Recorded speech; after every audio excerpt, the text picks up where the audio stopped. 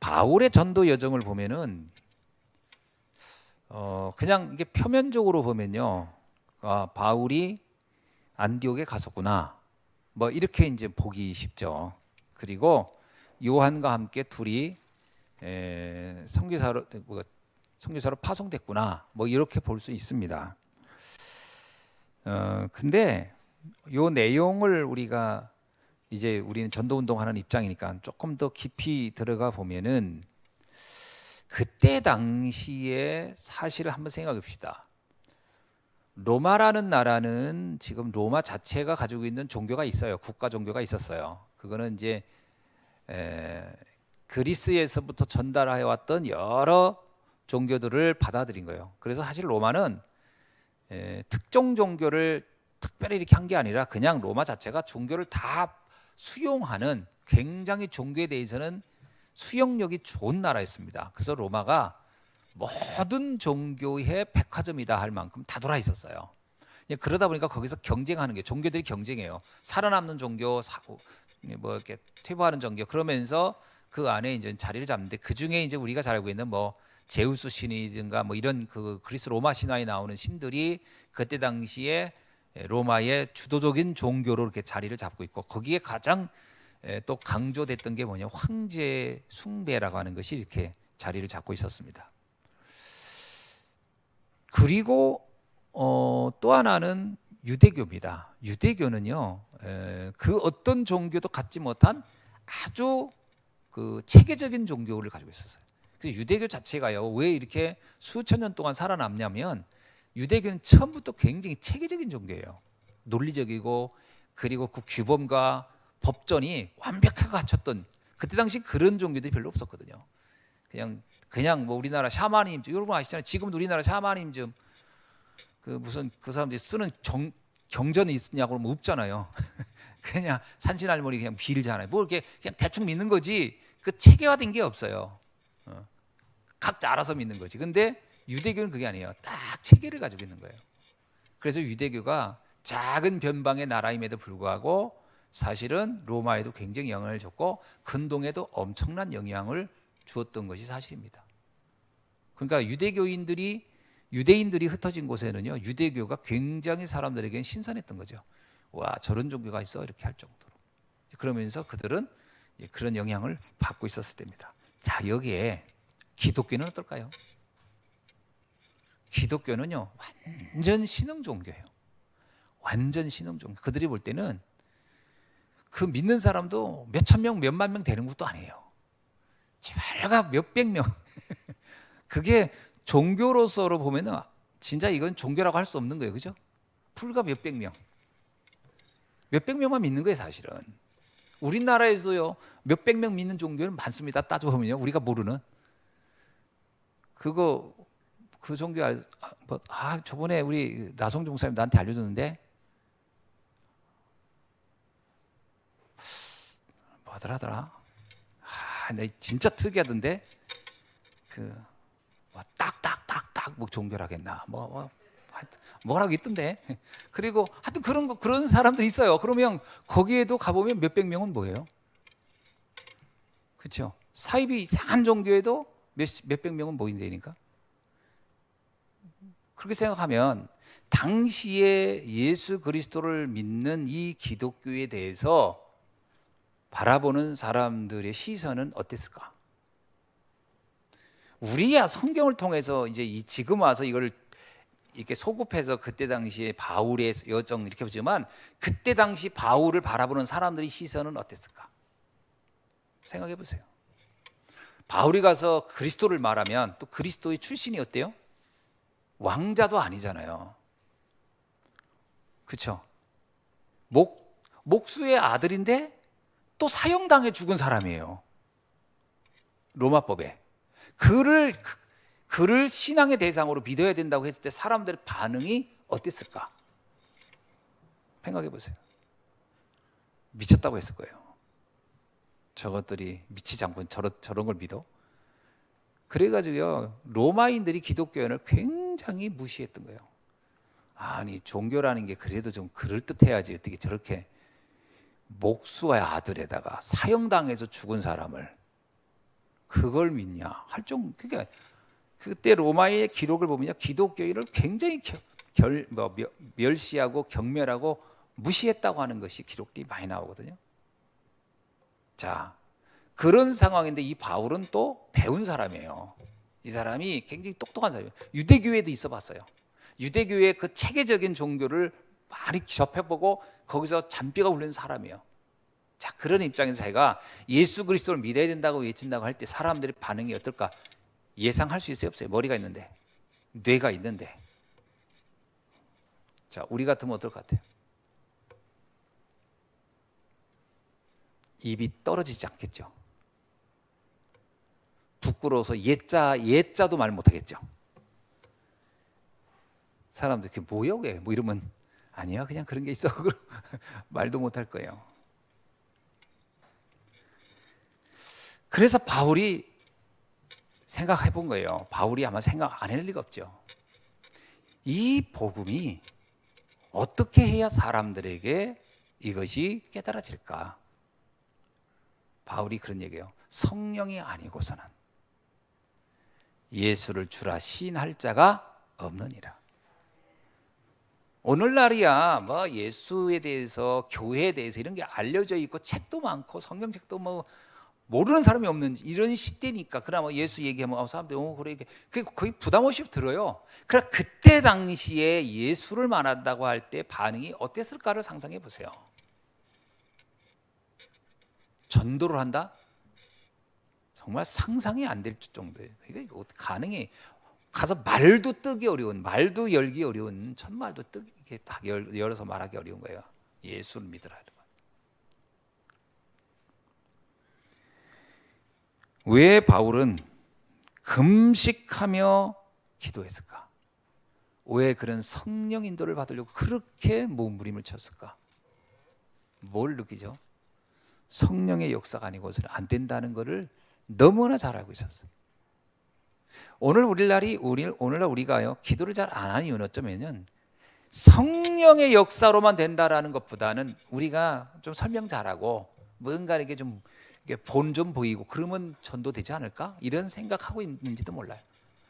여러분 뭔가 본을 보이거나 뭐 행동을 잘하고 말 잘한다고 전도되는 거 절대 아닙니다. 원래 영적인 거는 바울 시대나 지금이나 똑같아요. 그때는 뭐 영적이고 지금은 우리가 행동을 보여야 됩니까? 똑같다니까요. 그때나 지금의 영적인 세계는. 그래서 전도를 뭐로 해야 된다고요? 기도로 하는 거예요. 왜 기도를 한다? 이 그리스도를 이해한다는 것 자체가 이건 기적이고 이거는 불가능한 거예요. 사실은 인간의 이성으로는 예수가 그리스도라고 믿어진다는 것 자체는 사실은 불가능한 거예요. 왜 오늘날 교회를 다니는 사람이 그렇게 많은데도 예수를 그리스도로 믿는 것에 믿음은 약하고 기독교인, 종교인, 교회 다니는 사람은 이렇게 많으냐? 이게 애당초 영적인 부분은 이렇게 노력한다고 믿어질 수 있는 건 아니기 때문에 그래요. 그래서 오늘날은요 도리어 교회 다니는 사람은 많을 수 있어요. 왜? 교회라는 것이 이제 옛날에 비해서 많이 사람들에게 활성화되고 알려졌으니까. 그러니까 교회 나가는 게 부담은 없어요. 바울 시대에 비해서 훨씬 부담이 없는 시대예요 사실은. 그렇죠? 그러나 영적인 부분은 똑같아요. 안 믿어지기는 똑같을 거라는 거예요. 그래서 교회 안에 불신자가 바울 시대나 지금이나 크게 다르지 않게 많을 거라고 봐요. 어떻게 생각하십니까? 그러니까 교회를 다닌다고 믿는 게 아니라니까. 사람들이 가장 착각하는 게 그래요. 교회 와서 어떤 행동을 하거나 뭘 열심히 하거나 봉사를 하면 그게 믿는 거라고 생각하는데 그건 하나의 문화라니까요. 기독교 문화가 익숙해진 거예요. 그래서 믿어지는 건 절대 아니라고 저는 봅니다. 그래서 신앙인들이 계속 갈등하는 거예요. 신앙생활 하면서도. 왜 갈등할까요? 갈등하는 게 다른 게 아닙니다. 뭐 돈이 없어서 갈등합니다. 뭐 아닙니다. 돈이 없어서 갈등하는 게 아니고 믿어지지 않기 때문에 돈이 커 보이는 거고 문제와처럼 느껴지는 거예요. 안 그렇습니까? 아픔이 왔기 때문에, 질병이 왔기 때문에 갈등하는 게 아닙니다. 안 믿어지니까 질병이 나에게는 엄청 큰 건 문제로 보이는 거지. 자녀 문제 때문에 갈등하는 게 아닙니다. 안 믿어지니까 자녀 문제가 크게 보이는 거지요. 남편 문제 때문에 갈등하는 건 아닙니다. 초대교회는요, 결혼 이런 문제가 뭐 편안한 가정, 행복한 가정이 되어야 다 기독교회는 아니에요. 왜 남편 문제, 아내 문제, 자녀 문제 커 보입니까? 사실은 믿음이, 복음이 안 믿어지니까 그게 나에게 크게 와닿는 거지. 정확히 봐야 돼요. 우리는 좀 진실해야 돼요. 속이지 말아야 돼요. 이게 힘듭니다. 그게 힘든 게 아니에요. 안 믿어진 거지. 맞지 않습니까? 그게 진짜 믿어지면 감옥에 가도 상관없고 질병에 가도 상관없고, 바울이 그러잖아요. 내 안에 가시가 있었지만 난 상관없고 감사하다. 나 감옥에 있었지만 기쁘다. 진짜 믿어지면 문제가 안 되는 거예요. 근데 왜 다 문제가 되냐? 사실은 안 믿어지는 거예요. 교회는 열심히 나가는데 믿어지지는 않는 거지. 그러니까 모든 게 다 문제거리가 되는 거지. 모든 문제 해결자는요, 문제를 해결했다는 거예요. 이번에 그 최남식 선생님 한번 와서 그랬잖아요. 아들이 그 얘기했대잖아요. 아빠, 모든 문제 해결자라는 게 내가 이렇게 이해했어 하고 얘기하는데 기특했대잖아요. 문제가 와도 문제되지 않으니까 모든 문제 해결자라고 자기는 그렇게 느끼셨다. 어이구, 네가 기특하구나. 그걸 다 알았냐? 이렇게 얘기했대잖아요. 그렇습니다. 모든 문제 해결자는 문제를 다 해결해 버렸다가 아니라 문제가 문제되지 않는다는 의미에서 그 단어가 나온 거예요. 그렇죠? 그러니까 바울 시대나 지금이나요, 불신자 수는 똑같다고 저는 봐요. 불신자 수는 똑같을 거예요. 솔직히 까놓고 보면 바울 시대 불신자 수나 지금 불신자 수나 어쩌면 비슷하지 않나. 왜 그런지 아세요? 전 세계 교회들 다 문 닫아가는 이유는 교회 안이 다 불신자로 가득 찼기 때문에. 교회라는 종교 행위만 남았지 실제로는 진짜 복음을 믿는 사람은 거의 찾아보기 어렵지 않았을까.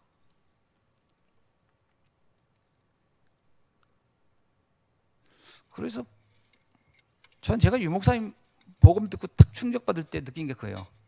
야, 내가 지금까지 그렇게 어렸을 때부터 교회 다녔고 신학도 했고 전도사도 했고 목사도 했는데 어떻게 영적인 건 이렇게 모를 수가 있었을까? 이렇게 내 백지 상태였을까? 그게 너무 충격이더라니까 나는.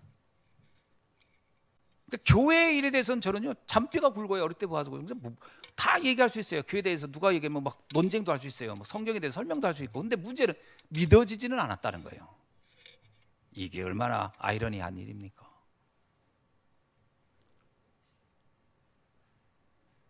그래서 바울이 전도 현장을 나갈 때 금식하며 기도했던 것은 이건 성령께서 터치해야 된다고 하는 것에 대해서 너무나 정확히 알고 있었다는 거죠. 성령이 역사하지 않고는 절대로 안 된다는 거예요. 그렇게 생각하고 나면 우리가 좀 정신이 탁 차려지지 않습니까? 지금까지 우리 전도는 뭔가 순서를 바꿨던 것 같다. 어떻게 하면 말을 잘할까? 어떻게 하면 훈련을 받아가지고 어떻게 하면 이 조리 있게 얘기를 잘할까? 여기에 너무 치중한 나머지 사실은요 실제로는 수박 거달기식으로 그렇게 사람을 만나도 사실은 어떤 면에서는 그 사람의 영혼 속으로 파고 들어가지를 못했다라는 거예요. 절대로.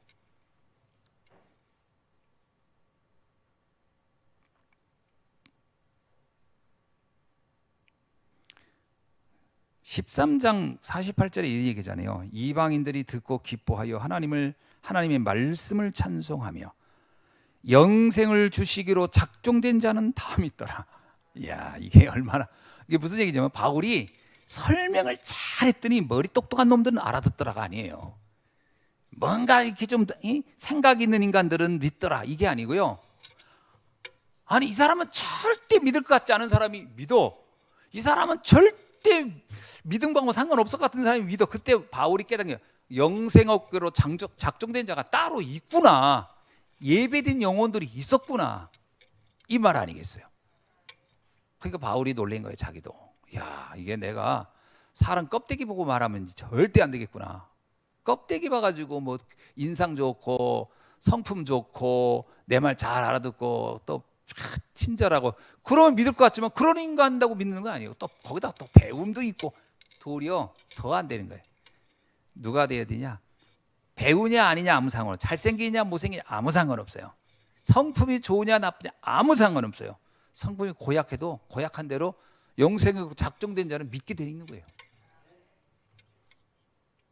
그러니까 우리가 자꾸 착각하는 거예요. 그 우리들의 가지고 있는 편견이지. 그 내 수준인 거지. 우리가 뭐 인품이 좋아서 믿어졌습니까? 솔직히 은혜로 믿어진 거지. 인품 얘기를 어떠합니까? 본인이 알잖아요. 자기 인품이 형편없다는 걸. 나도 내 인품이 개판인 걸 알지. 내가 뭐 똑똑하기를 합니까? 나는 뭐 말도 못하게 실수도 많이 하는 사람 아닙니까? 내 설교 한 번 하면 틀린 말이 너무 많이 나와가지고 어떨 때 민망해 나도. 아유 이건. 그 내가 우리 저기 하람이가 맨날 설교 끝나면 목사님 뭐 지울 거 없어요? 그래. 웬만한 예화는 다 지워라. 왜 뭐 난 너무 실수가 많은 거예요. 뭐 숫자도 많이 틀리지. 내가 해놓고도 내가 어떨 때 겁나더라고. 이거 제대로 했나 싶어가지고 다소 확인해보고. 근데 내가 복음을 알았어요. 그러니까 내가 뭐 똑똑해서 한 것도 아니에요. 은혜로. 저는 그렇게 생각합니다. 아, 성령 없기로 영생 없기로 작정된 자는 다 믿더라. 성령이 아니고선 예수를 주라 신할 자가 없나니. 이 말이 어마어마. 그렇기 때문에 우리가 현장을 놓고 제일 먼저 생각할 게 뭐냐? 사실은 기도입니다. 성령 인도받는 기도가 시작돼야 돼요. 그리야 그 영혼을 이미 그 안에 영적인 그 바탕을 거기를 하나님이 손을 봐놔야 되는 거예요. 그죠? 옥토를 만든단 말이 뭐예요? 인품을 부드럽게 한다는 얘기입니까? 아니에요. 그러잖아요. 우리의 심령을 개강한다. 이렇게 우리의 굳은 마음을 개강하고 이렇게 이런 얘기 있잖아요. 그게 무슨 얘기냐면 뭐 이 성품이나 인품을 좋게 만든단 말이 아니에요. 그가 끊임없이 불신앙하고 끊임없이 뭔가 거부하는 그 생각이 어느 날 바뀌는 거예요. 내가 믿어볼까? 내 인생의 문제가 아무리 해도 안 되는데 혹시 저 말에 답이 있지 않을까? 라고 이 사람이 어느 날 생각이 바뀌는 걸 가리켜서 우리가 뭐라고요? 그의 심령이 바뀌었다는 거예요. 그건 성령만이 하시는 것이지 그게 어떻게 사람이 하겠어요? 사람이 어떻게 그 사람 마음을 이렇게 건드리겠어요? 성령이 하시는 거지. 그래서 우리가 기도해야 된다는 거예요. 성령의 인도 받으려고. 저는 그래서 바울이 루디아를 만난 거 아닌가 싶어요. 그래서 만나는 거지. 야손 같은 사람들이. 사실 성경에 루디아 나오니까 그렇지만 루디아 인격이 좋을 것 같습니까? 제 뒤에 보세요. 저기 요한 어떻게 보면 그 싸움 나오는 거 있죠. 유니게하고 순두게 둘이 싸우는 얘기 나오죠. 그 유니아가 루디아입니다. 루디아가요 인격은 내가 볼 때 그 딱 하나 기록된 거 가지고 함부로 판단하기는 어렵지만 바울이 그래요. 그 교회 두 사람 싸우는 것 좀 제발 좀 가서 말리라 이렇게 하는 거거든요. 교회가 그것 때문에 정신이 없다. 그러고 보면 이 루디아가요 성질이 보통 여자가 아닌 것 같아. 즉 교회를 들었다 놨다 할 정도니까. 그러니까 이 여자가 원래 인품이 좋은 여자라고 볼 수는 없어요. 인품은 제가 볼 때 그닥 그렇게 훌륭하다 아니다 말 못할 것 같아요. 그러나 제자로 하나님이 택한 건 맞아요. 그 여자의 그 믿음으로 빌립보 교회가 세워졌으니까요. 빌립보서에 나오는 분에 빌립보 교회에 있으니까 맞네. 4장 2절 빌립보서 4장 2절 보세요. 이게 지금 루디아 얘기거든요. 자 읽어봅시다. 시작. 내가 유오디아를 권하고 순두개를 권하노니 주 안에서 같은 마음을 품으라. 이게 뭐냐면 둘이 싸우고 있다는 얘기예요. 둘이 좀 화해시켜 이 얘기거든요. 자, 그럼에도 불구하고 하나님은 그를 제자로 세운 거잖아요. 얼마나 놀라운 일입니까? 그래서 우리가 복음의 현장성 캠프라고 할 때 많은 생각들을 우리는 좀 바꿔야 되지 않냐. 우리가 가지고 있는 편견들, 잘못된 기준들, 판단 이런 것들을 바꿔야 됩니다. 막 이런 사람은 되고 저런 이런 게 전부 다 사실 의외로 우리들이 가지고 있는 고정관념이 대부분이 아니겠습니까? 자, 그래서 우리가 다락방을 왜 할까요? 다락방을 하는 것은 숨은 나를 살리는 것입니다. 그 숨은 나가 뭘까요? 내 안에 뭐가 숨어져 있을까요? 내 안에 창세기 3장, 6장, 11장이 내 안에 가득 있겠죠. 나 중심, 그죠? 그 다음에 뭐 성공 중심, 물질 중심 이런 거. 성공과 물질이라는 것은 세상 문화인 거고요.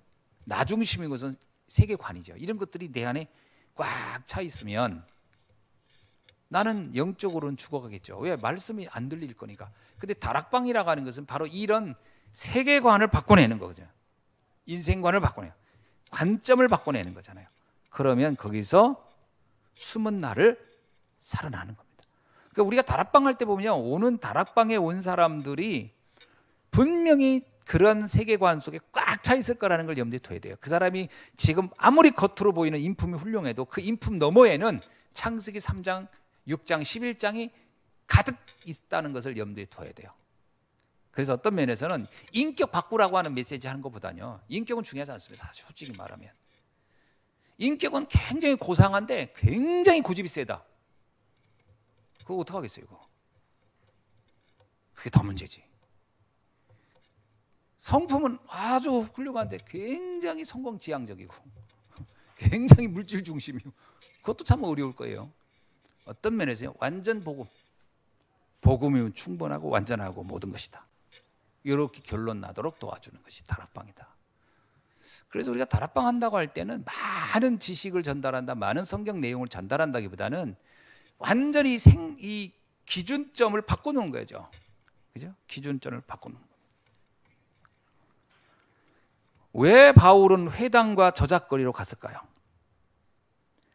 그것이 숨은 현장이거든요.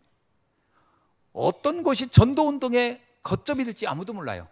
그렇죠? 빌립보가 전도 현장이 거점이 돼버렸어요.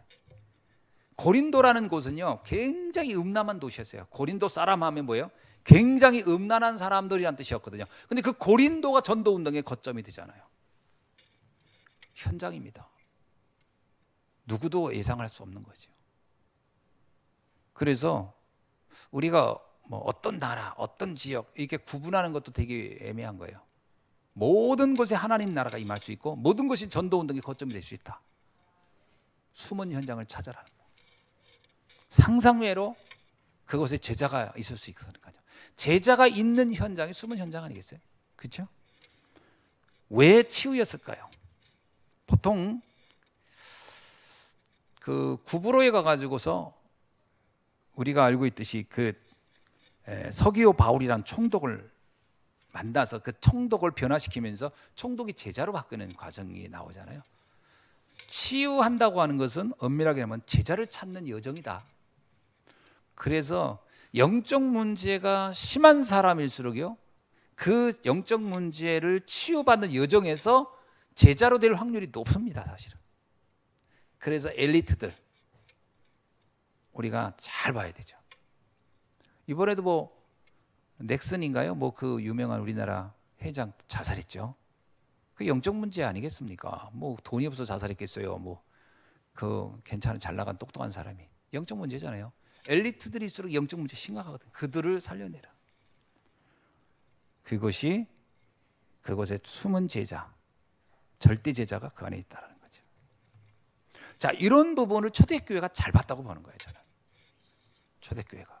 그렇죠? 그래서 우리도 이 부분을 보고 현장에서의 캠프를 정확히 봐야 할 줄 믿습니다. 그래서 나의 집중, 어디다 집중할 거냐?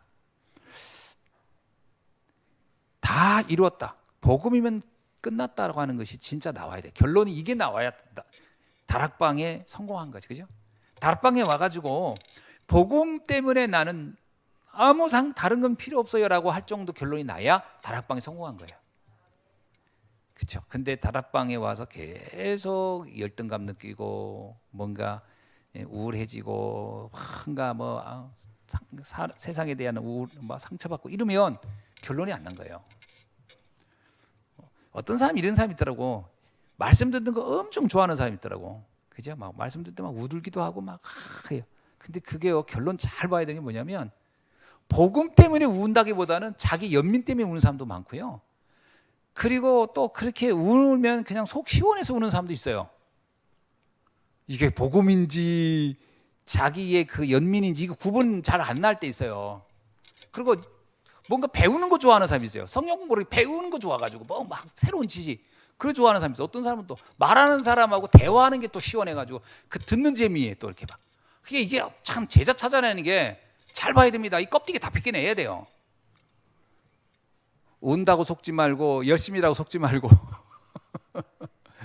잘 봐야 돼요. 아유, 이런 경우 진짜 우리 많이 경험하지 않습니까? 막 헌신한다고 또 제자라고 생각하거든요. 헌신이 엄청. 나중에 헌신한 사람이 헌신한 거 돌려달라고 하면 더 나은 처해져요. 그거. 이게 뭐든지 이게 뭐 이게 제자의 기준이라는 것이 그런 외적인 것 가지고 우리는 판단하기가 쉬워요. 왜 그런 사람 못 보다 보면 막 와 이거 뭐 이러잖아요. 근데 잘 봐야 돼요. 복음 때문에 나는 완전 복음 때문에 행복한 사람. 복음 외에 다른 것은 중요하지 않아요. 전 그리스도로 저는 충분히 행복해요. 라고 한다면 그 사람이 제자입니다. 그게 다락방의 성공 요인이에요. 성공해서 그런 사람 하나 찾아내면 진짜 다락방은 성공한 거예요. 난 복음 때문에 너무 행복해요. 이들이 어떤 민족, 어떤 인종 차원이 다른 상관없어요. 있다는 거예요. 그리고 우리 페루 사람들 보면 깜짝 놀랐잖아요. 거기도 있다는 게 다 있는 겁니다. 아프리카에 저번에 그 얘기했잖아요. 그런 제자 있는 겁니다. 저번에 필리핀 분 저기 유럽 가가지고 나왔잖아요, 방송에. 그거예요. 오직 복음. 누가 알아주든 안 알아주든 상관없어요. 아무런 다른 사람 시선도 관심 없어요. 자기의 위치도 관심 없어요. 오직 복음 전하는 거예요. 누가 뭐라고 하든지 그거 관심 없어요. 난 복음이 너무 좋아요. 라고 할 수 있는 사람. 그게 제자죠. 그런 사람이 마가다락방에 모였던 거죠. 마가다락방을 보세요. 15나라에서 그래도 나름 성공한 사람들이 온 거예요. 그 여러 나라에서 여기까지 올다 그러면 오늘날 얘기하면요, 여러분 우리가 몇백만 원, 몇천만 원씩 들여가지고 해외여행 다닌다 그러면 이 사람 보통 성공한 사람 아니겠죠? 그때 당시에 외국에서 예루살렘까지 온다 이것은 굉장히 돈 많지 않고는 불가능한 거예요. 뭔가 세상적으로 굉장히 성공한 사람들이니까 해외 여기 여행 다니는 거예요. 그때 당시에 우리가 20년 전만 해도 해외여행 잘 못 다녔잖아요. 근데 그때 몇천 년 전에 해외여행 다녔다면 어마어마하게 잘 산 사람들이에요. 이들이 마가다락방에 모여서요. 아까 얘기했죠, 서론에서 아무도 교회 다니는 사람 예수 믿는다는 걸 다 우습게 볼 그때 예수 믿는 거 완전히 그냥 뭐 인간 취급도 안 하고 그냥 뭐 저런 걸 믿다 하는 사람 그때에 그 모든 사회적 지위와 이런 걸 다 내려놓고 심지어는 유목사 말대로 목숨이 위태로울 수도 있는데도 불구하고 여기에 왔다? 완전 다락방 성공한 거지. 그래서 마가 다락방인 거예요.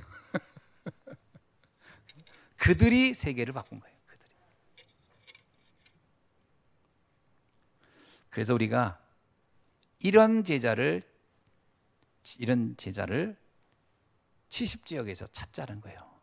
한번 찾아보자는 거예요. 금년에 한번 여러분 현장마다 현장을 이렇게 한번 뒤집어 생각합시다. 유 목사님이 10가지 비밀할 때요, 뭐라고 했죠? 역발상, 그죠? 아무도 안 가는 황무지, 남들이 잘 생각지 않는 곳, 이런 곳을 들어가 보라고 그랬잖아요. 그럼 내가 어찌 보면 우리 현장이 야 여기가 황무지야 그럴 수도 있어요. 내가 있는 곳이 황무지일 수 있습니다. 뭐 여기는 아이고 예수 믿는 것에 대해서 아주 싫어하는 사람들 가득 차. 그러면 그곳에 제자가 있을 수 있다는 거예요. 역발상이에요. 황무지고. 도리어 이런 사람이 더 예수 안 믿습니다. 아유 예수 나 교회 나가면 너무 좋아요. 언제 내가 시간 내면 갈게요. 아유 너 교회 꼭 갈 거야 한번. 10년 돼도 맨날 그 얘기만 하고 있어요. 도리어 그런 사람이 희한하게 통합니다. 막 핍박하던 사람이 뒤집어지는 경우가 훨씬 낫습니다. 막 반대하는 사람이 바뀌는 경우가. 그러니까 바울 같은 경우가 뒤집어져야 진짜 이 제자 되는 거지. 그렇죠? 그래서 우리가 역발상이에요. 내 현장이 신앙에 대해서 하나도 협조적이지 않다. 잘 봐야 돼요. 그곳에 제자가 있을지도 몰라요. 잘 봐야 돼요. 우리는 너무나 우리의 편견이 너무 많아요. 막 박수치고 막 아유, 이분 교회 나가신대요. 아이고 훌륭한 분이세요. 이런 소리 듣는 곳에 제자 있을 것 같잖아요. 도리 없습니다. 그런 데서 그곳에서 우리가 삼천 제자를 찾아내자는. 아멘. 잘 생각해 보세요. 여러분 현장이 아이고 내 있는 현장은요 말도 마요. 막 너무 이상한 사람도 많고 아우 상관없습니다. 그곳에 제자가 있을 수 있어요. 구부로에 갔을 때 어땠겠어요? 무당하고 완전 짝짝꿍 해가지고 지금 총독이 지금 막 무당말 완전히 거기에 빠져가지고 맨날 굿신하고 이러고 있는 사람인 거 아니에요. 바울은 딱 보니까 그 사람이 가능성이 있어 보인 거지요. 혹시 저 사람이 하나님이 예비한 사람일지도 모르잖아요. 복음 전했더니 알아들은 거 아닙니까? 현장 집중. 그래서 우리가 현장을 놓고 우리가 집중해야 돼. 어떻게 집중합니까? 기도로. 아멘. 기도로. 그래서 현장이 잘 보세요. 제 얘기 좀 잘 들어보세요. 현장에서 여러분을 너무 막 아이고 우리 권사님은 신앙생활도 잘하는 것 같고 교회 나가 역시 교회 나가는 달라. 아우 이런 이래야 돼. 그리고 나를 인정하고 한 것 같잖아요. 그러면 뭐를 안 할까요? 기도 안 합니다. 왜 안 할까요? 어차피 인간관계 잘 되어지고 있고 막 그럼 기도 안 할 것 같아요. 그럼 뭐 될 것 같잖아요. 그냥 노력만 하면 조금만 내가 말만 잘하면 도리어 기도 안 합니다. 근데 나를 막 인정 안 하고 핍박하고 막 내가 예수 믿는 것에 대해서 말만 꺼내도 뭐 사람들이 경기를 하는 것 같고 그러면요 기도 안 할 수가 없어요. 그런 현장은 안 할 수 없잖아요. 아무것도 안 통하는데. 그래서 기도가 집중될 수 있는 현장이 되니까요. 왜 초대교회 성도들이 더 기도를 많이 했을까요? 나는 아무 생각하면요 초대교회 성도들을 오늘날 데려다 놓으면 기도 안 할지도 몰라. 요즘은 신앙생활 하는 게 어렵지 않거든. 근데 또 여러분은 만약에 초대교회 때 갖다 데려다 놓아 보세요. 아마 여러분 기도 엄청 할 거예요. 상황인 만큼. 그러니까 잘 생각해 보세요 우리가. 그래서 현장에 집중하자. 그러면서 우리가 전도는 어떻게 하냐? 치유입니다. 치유. 그 사람의 영적 치유. 복음의 능력으로. 그러니까 이게요 담대해야 됩니다. 성전 미문의 안전뱅이 보고 베드로 요한이 담대하게 외쳤어요. 내게 있는 건 내게 주노니. 왜? 이 복음은 완벽한 답이라고 하는 걸 확신이 있었으니까. 바울이 이 서기오 바울한테 얘기했어요. 오직 복음이 당신의 문제를 치유할 것이다. 답을 담대하게 주는 거예요. 그래야 됩니다. 그게 치유입니다. 그러면 10명 중에 하나 치유될까 말까 할지도 모르죠. 그러나 그 한 사람이 제자입니다. 그래서 구브로에서 빌립보에서 에베소에서. 자, 결론을 맺습니다. 우리가 요즘 계속 나오는 메시지예요. 내가 70인 제자의 응답을 받고 70지역을 파고들고 70나라를 마음에 담자. 70이라는 말 자체가 가만히 이렇게 유목사님이잖아요. 70 이거 굉장히 중요한 말이다. 성경엔 70이란 말이 굉장히 많이 나온다. 그건 70명이라는 뜻도 있지만 사실 그렇지 않습니다. 이스라엘 백성, 이스라엘 민족에게는 세븐이라는 것이 굉장히 행운의 수고 완전수거든요. 7이. 근데 7일 곱하기 10입니다. 그럼 뭐예요? 완벽한 수라는 뜻이거든요. 그게 원래 70이라는 단어 자체가 완벽한 수라는 뜻이에요. 세븐 이 7이. 그래서 6일 창조하고 7일 날 쉬었다.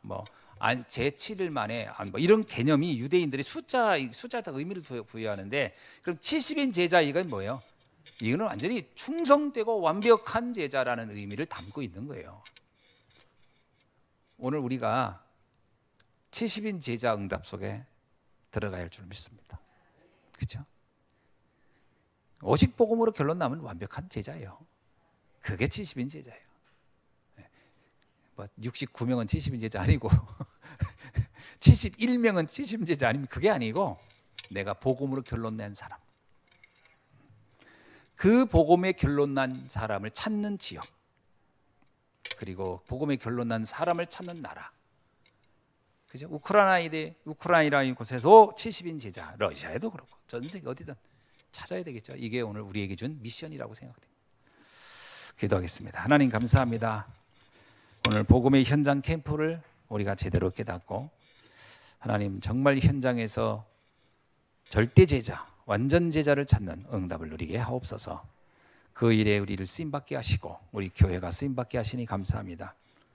오늘 주신 말씀 붙잡고 현장을 온전히 바라보며 그리스도의 나라를 누릴 수 있도록 축복해 주옵소서. 예수 그리스도의 이름으로 기도하옵나이다. 아멘.